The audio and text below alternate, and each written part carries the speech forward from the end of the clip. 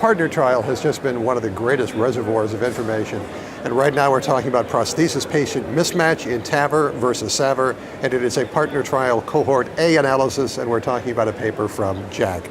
I am with Philippe Pibarot, DVM, PhD, with the Canada Research, Chair in Valvular Heart Diseases, Canadian Institute of Health Research, and Quebec Heart and Lung Institute. This is a wonderful source of information. What in this particular paper are we looking at in terms of data from the partner trial? So we analyzed the incidence and impact of prosthesis-patient mismatch, which is in fact residual aortic stenosis following the procedure, in the partner cohort 1A trial, so the high risk, both in the two randomized arms, TAVR and SAVR, to compare the incidence of mismatch in these two therapies.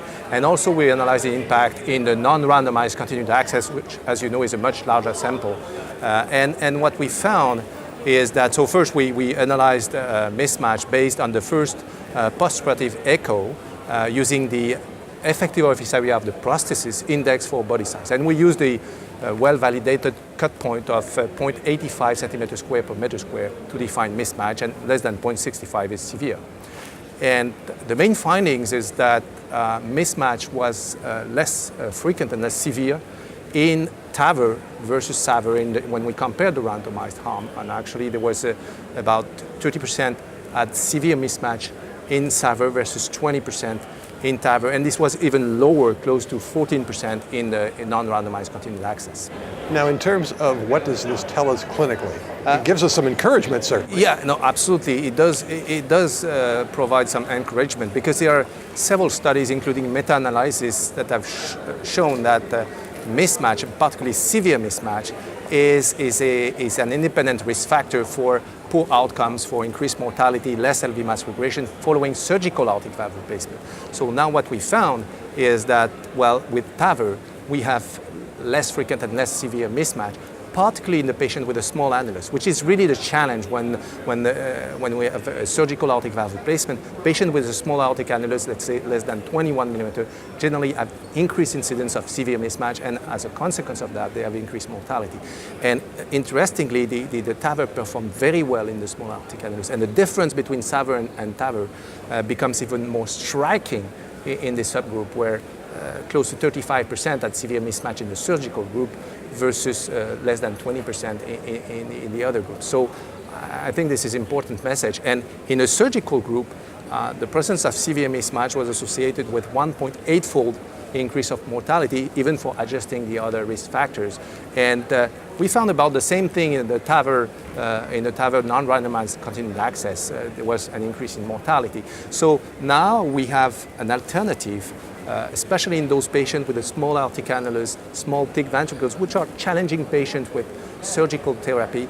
We may use TAVR to reduce PPM and its consequences on outcome.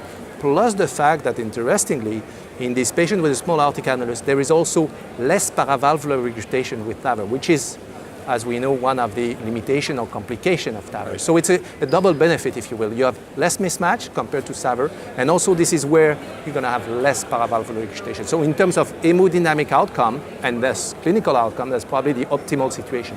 And what's the mechanics? What's explaining what you're seeing? Well, yeah, it's interesting, because what we are seeing is that the effective orifice area, so the area of the prosthetic valve that is available for blood flow, is larger with TAVR. And there is a stent with TAVR, but it's very thin, and so it does not occupy much space in the LV outflow tract, whereas with surgical aortic valve replacement, even the best bioprosthetic valve, they have a stent that is a bit more bulky, because it needs to be sewed, by the surgeon. And so yeah, in terms of hemodynamics, it provides more physiological inflow and effective orifice area. And so as a consequence, the pressure overload, the gradient, the residual stenosis is lower with TAVR. So what's the bottom line message out of this paper? Well, I think the bottom line message is that TAVR may be a preferred approach in patients with severe ES, high risk, because this was based on high risk patients. We cannot necessarily extrapolate those results to other cohorts. especially those who have a small aortic annulus, may be a preferred approach to compared to SAVR to avoid or at least reduce the severity of mismatch and the consequences on LV mass regression and mortality. And this is what we're aiming for, I think, with aortic valve replacement, is to provide a more physiological, a more optimal replacement with no residual stenosis, and of course also no residual aortic regurgitation. And there are also other works ongoing on this aspect to kind of fix this limitation of transcatheter valve, and I think we have good solution now.